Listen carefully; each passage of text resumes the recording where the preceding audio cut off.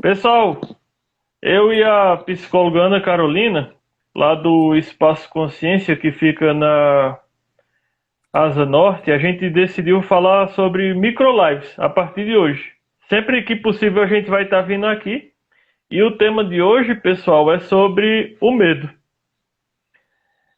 Antes de tudo, Carol, gostaria de se apresentar? Alguma pontuação ou a gente pay puff? Como é que você acha? Não, eu acho que para orientar, né? Sou psicóloga, trabalho junto com o Cícero, tenho uma clínica chamada Espaço Consciência que fica no edifício Brasília Rádio Center, na Asa Norte. E o intuito que a gente tem nesse espaço é justamente trabalhar esses pontos de consciência. Então, já tem algum tempo que eu e o Cícero a gente vem conversando sobre essa possibilidade de trazer assuntos, de trazer algumas pontuações, algumas reflexões, né? E hoje a gente deu uma paradinha e falou: vamos falar sobre medo, né? E a gente cá estamos, né? Então, sou psicóloga, atendo na área de trauma, gosto de falar muito da parte de fisiologia e atendo adultos, casais, idosos. E é isso. E vamos falar aí sobre medo e me conta um pouquinho aí, Cícero, como que Show! é, seu ponto de vista. Vamos Eu, lá. eu costumo entender que o medo ele está mais atrelado como uma forma de emoção de sobrevivência que é inerente a todos os seres humanos. E aí que muitas vezes o medo ele é visto como algo negativo. Só que, vamos lá, o medo é importante. Todas as vezes que a gente começa a entender que o medo não é só essa palavra de quatro letrinhas, mas que a gente transforma num dragão de sete cabeças, é preciso entender que o medo faz parte da gente. É preciso compreender que é mais como um mecanismo de sobrevivência. E que quanto mais a gente se atualiza, melhor a gente fica, melhor a gente flui, funciona. Sim, exatamente. E assim, se a gente for olhar para o medo como um aspecto essencial para a sobrevivência, né? A gente pode pontuar aqui várias sensações que a gente sente quando está com medo, que em pessoas que a gente conhece vão ser similares, né? Então, o medo é esse estado de alerta que muitas vezes pode trazer para a gente uma paralisia, um congelamento, uma falta de ar, uma sudorese, um taquicardia, né? Um aperto na barriga, um frio na barriga, né? A gente escuta muitas pessoas se referindo ao medo como esse frio, né? Nas vísceras, que é um lugar que vai trazer essas sensações mesmo, né, de tensão. Então, como que é quando a gente sente medo, que isso tem como repercussão no nosso corpo de respostas, né? Além da gente ter esse pensamento, esse psíquico de que a gente amplia, mas também como é que é a gente sentir internamente esse medo? Né? Como é que ele chega em cada um de nós? Por exemplo, o que te dá medo, Cícero? Do que você tem medo? Atualmente eu tenho medo só dos boletos, quando chega. Não, mas a grande verdade é que é assim, como trabalhar os medos? A- De antemão, a gente tem que cultivar pensamentos positivos, escrever sobre os medos, fazer Uhum. terapia para clarificar essas pontuações do medo, porque muitas vezes pode estar atrelado a um pezinho na ansiedade, que ansiedade é excesso de futuro, a gente pensa muitas expectativas e medos desnecessários. Eu lembro uma coisa, Carol, quando eu atendo lá o pessoal, lá no Espaço Consciência, já tem 4 anos que eu atendo lá, e nunca esqueci, cara, foi logo agora no tempo da pandemia. Aí um cliente pegou e disse assim: Ô Cícero, será que a gente daqui pro final do ano, ainda estava no início do ano, a gente ainda vai estar usando máscara? Aí eu disse: Cara, vai passar muitos meses e essa resposta a gente não dá para saber. Tipo, é Sim. um medo de algo no futuro que ele não sabe, mas o medo muitas vezes cristaliza e faz a gente adoecer. Sim, e aí, olha só, você trouxe vários aspectos interessantes de como cuidar do medo, né? Mas ainda estava te perguntando uma coisa assim bem antes. Do que você tem medo, né? Você falou, tenho medo dos boletos. Aí vamos lá. E quando você fala que você tem medo dos boletos, o que esses boletos fazem com você quando você está com medo? Não deixa você dormir, né?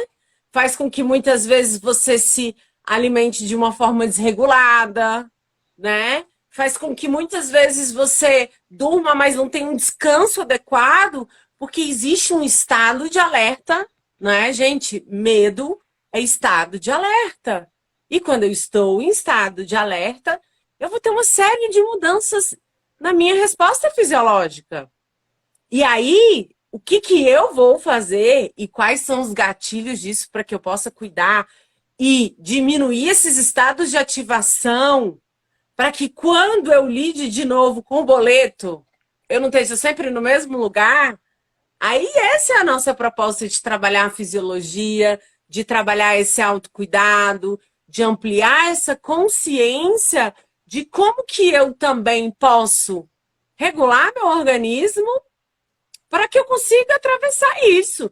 Porque você imagina, aí eu te faço uma proposta para você refletir. Cícero, nós somos autônomos, psicólogos, né?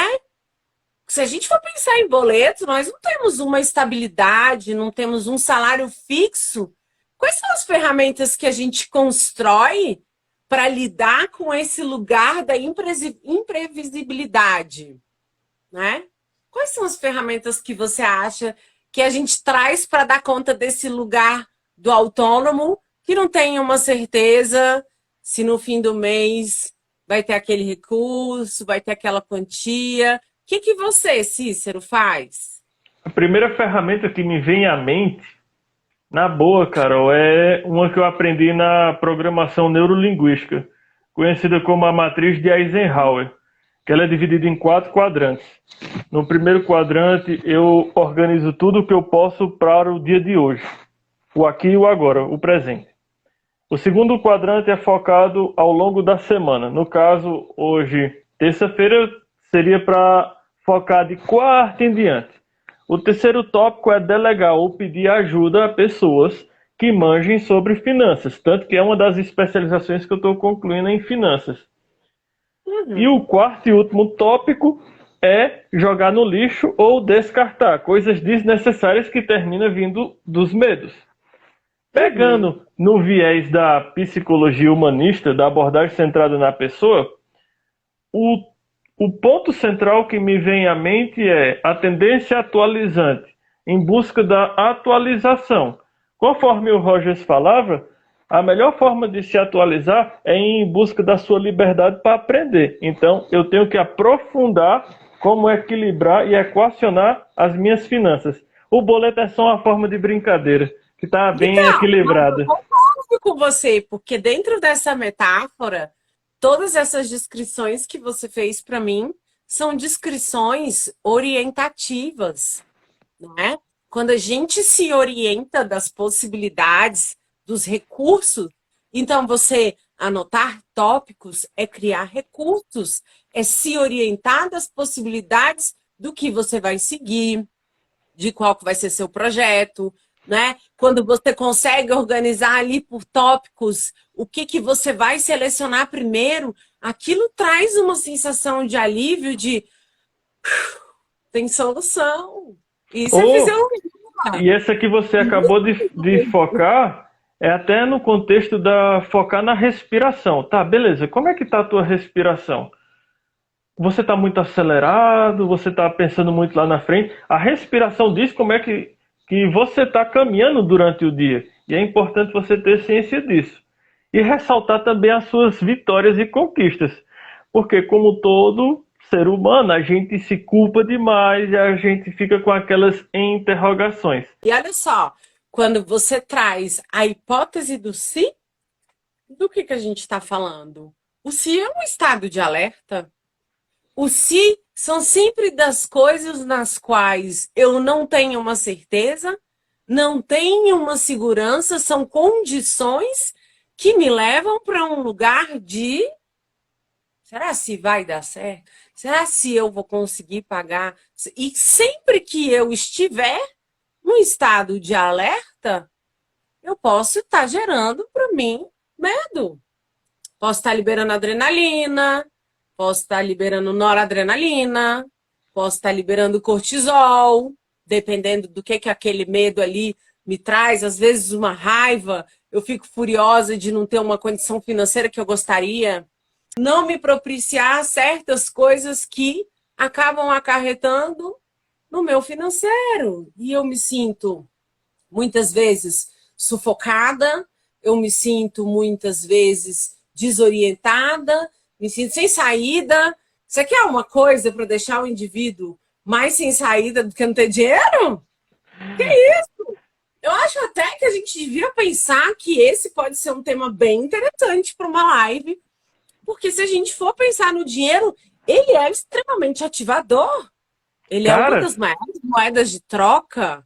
essa sua fala é muito importante. Se a gente pegar sobre uma fala até do Napoleão Hill, eu estava lendo um livro sobre o guia do sucesso e da felicidade, ou é da felicidade do sucesso, agora eu não lembro tão bem, e ele descreve os 6 medos básicos do ser humano, que é o medo da pobreza, o medo da crítica, o medo da velhice, de perder o amor de alguém, da doença e da morte.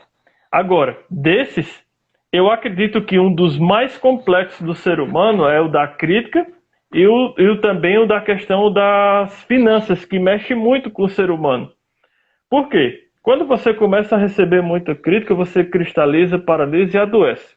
Quando você não sabe equacionar ou equilibrar suas finanças, você vai adoecer a si e a todos os membros da sua família, o que vai gerar um efeito cascata, tanto a nível de distúrbios no padrão de sono, desgaste nas atividades laborais, e aí, por consequência, vai vir muitos distúrbios de ansiedade e medos exacerbados. Uhum.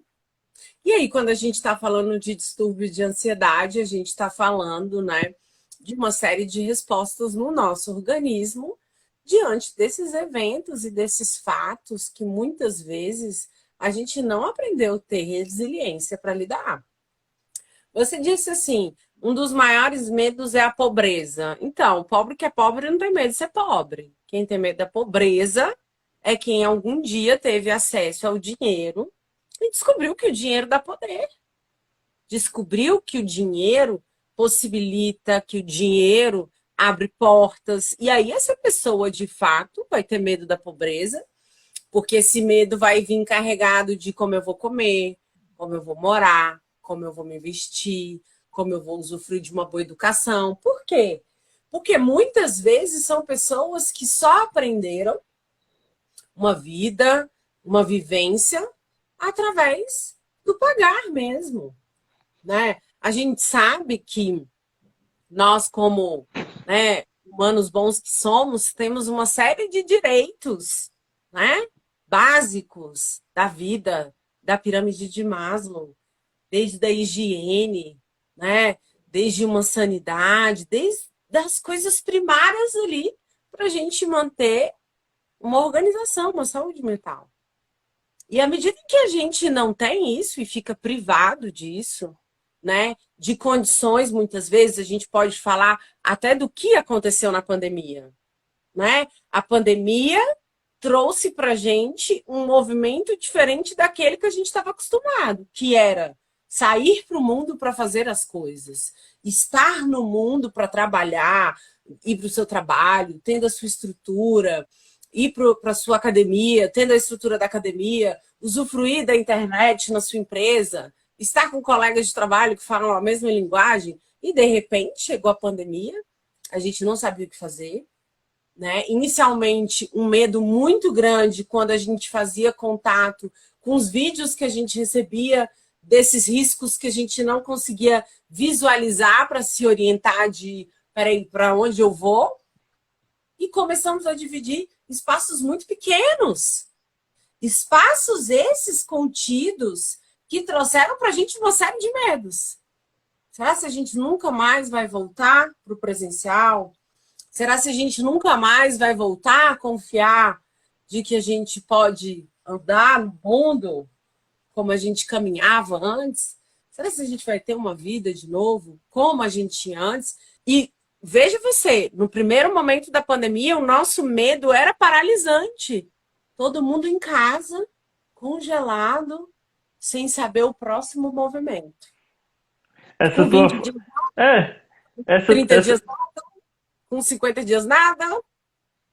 o medo cristaliza, mas é preciso fazer algum movimento. Eu gosto muito daquela. Acho que muita gente já deve ter visto nos vídeos que eu posto lá no canal no Ferramentas PC, aquela fala do Lao Tse.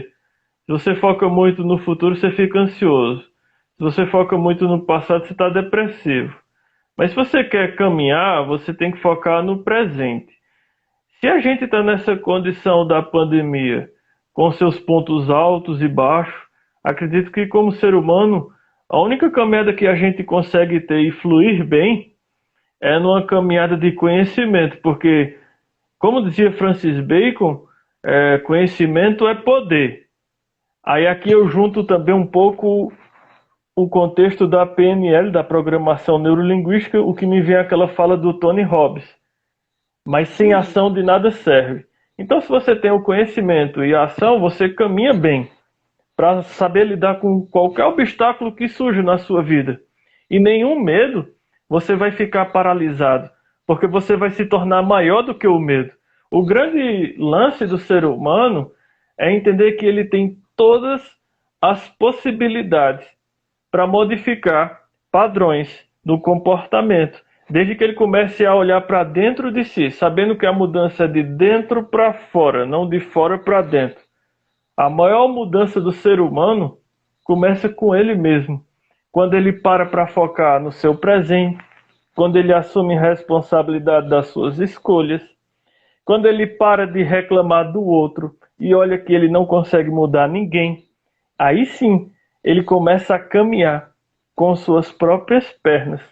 O grande lance do medo é, como eu falei lá no início, é uma palavra de 4 letrinhas, mas que a gente transforma num verdadeiro dragão de 7 cabeças. Dá pra gente saber virar e lidar com medo, desde que a gente faça o movimento certo.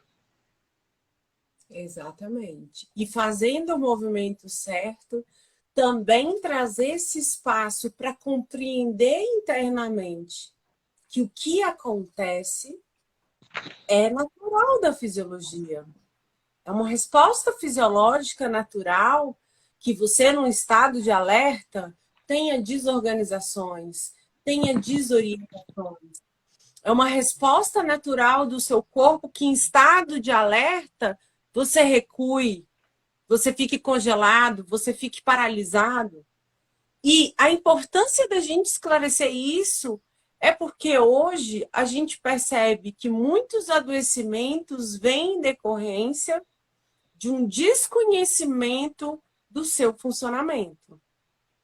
Então, muitas pessoas cronificam suas sensações, cronificam seus medos e, como resposta disso, acabam se desregulando, se desorganizando e os sintomas vão surgindo somaticamente, né? Então, não, uma enxaqueca não vem do nada, não, uma fibromialgia não vem do nada, não, um transtorno de pânico não vem do nada, não, uma depressão também não vem do nada, né? Então, existe um lugar e um espaço necessário que a gente precisa dar atenção de que esse corpo fala. O corpo fala o tempo todo.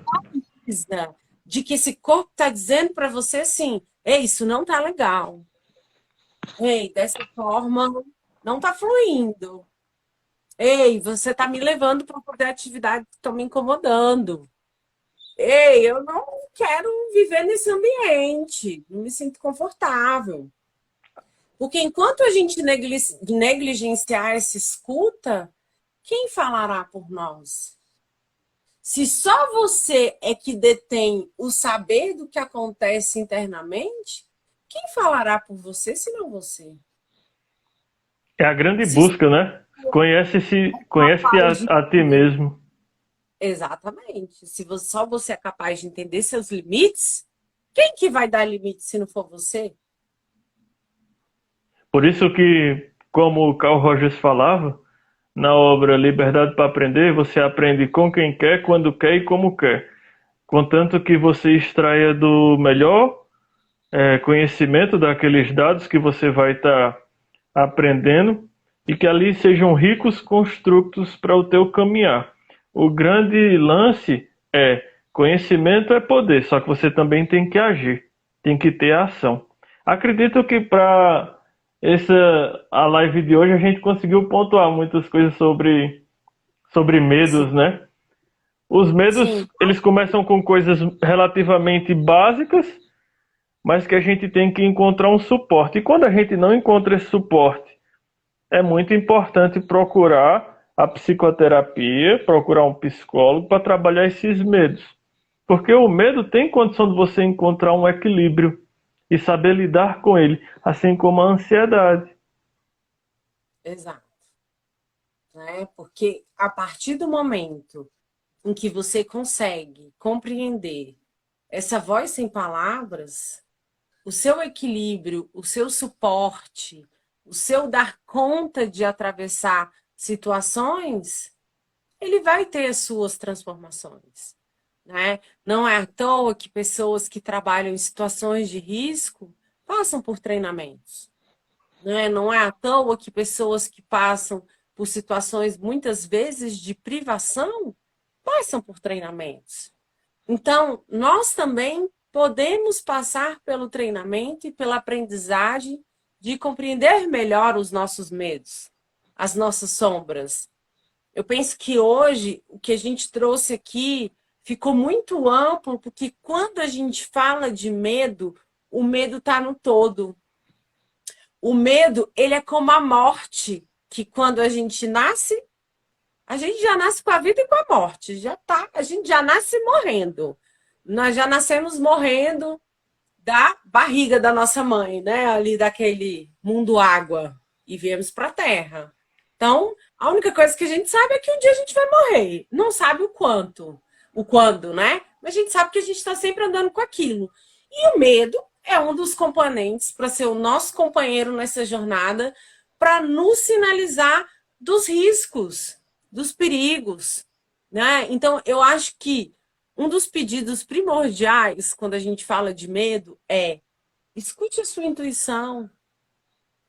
Ela é melhor que ninguém sabe. Se você observar, todas as pessoas que passaram por situação de risco, elas em geral dizem: eu sabia. Alguma coisa me disse que eu não deveria entrar naquela rua. Eu tinha uma sensação muito clara, algo me veio aqui de que não era para eu ter ido, não devia ter saído de casa. E muitas vezes nós negligenciamos, né? Então, acho que o pedido do medo é isso. Escuta o que seu medo está falando com você. Se É, escutar sempre é muito importante. Contanto que você olhe sempre de dentro para fora e não de fora para dentro, e buscando as respostas dentro de si, você se orienta e você se torna pleno.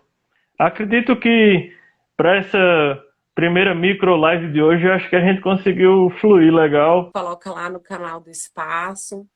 E sempre que a gente puder trazer temas para discussão, para ampliação, se vocês tiverem alguma necessidade, quiserem solicitar, eu sempre digo que nesse universo da psicologia é muito complicado a gente delimitar um lugar, né? A gente nunca sabe quando o cliente chega até a gente, qual é a necessidade dele, o que está acontecendo com ele, o que ele está precisando.